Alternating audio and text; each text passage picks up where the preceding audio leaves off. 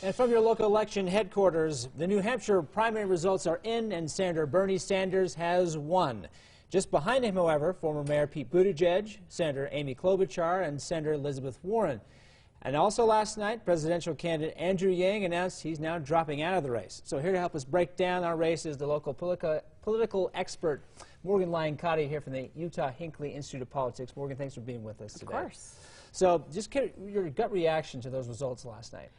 I think a lot of people were surprised to see it so close between Bernie Sanders and Pete Buttigieg, especially because Sanders did so well in 2016, though that was a two-person race, and also because this is his backyard. This is an area. From Vermont, yeah. He's from Vermont. People in New Hampshire know him well. They like him, but this was a tight race. Yeah, so you just take a look at some of these numbers here. Sanders, 25% basically. Buttigieg just behind him with 24%.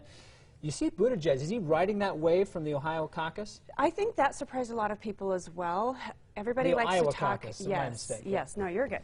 Everybody likes to talk about electability, and the fact that Buttigieg did so well in Iowa, though we still don't know the complete final results, I think people pay attention to that, and they say, hey, if they do well in that state, maybe they can do well.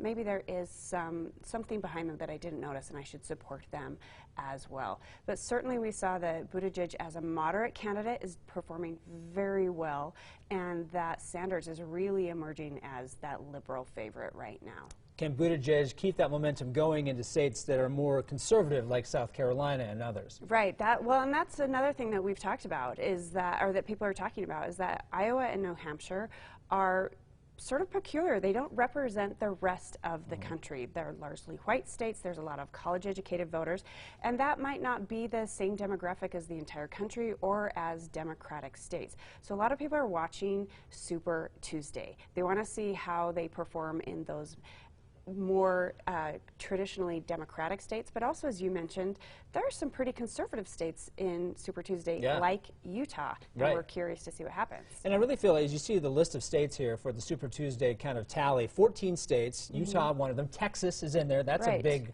conservative state. Where do you think that, how do you think that shapes the race moving forward? Yeah, I think that will certainly favor the moderate candidates. However, Massachusetts is in there as well, and that will favor Elizabeth Warren. So that's one of the interesting things about Super Tuesday, is it is such an interesting mashup of states, and by the end of that night, we'll have over about one third of the states having voted, and so we'll have a much clearer picture. We'll see if Buttigieg really can ride this momentum.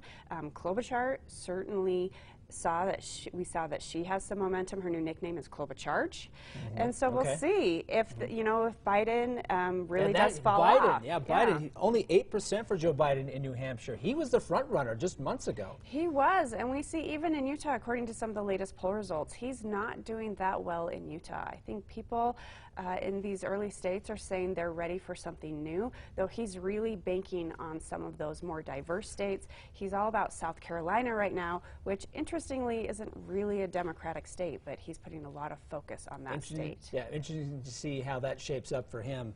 And with Utah being now part of Super Tuesday, does it give more of our voice?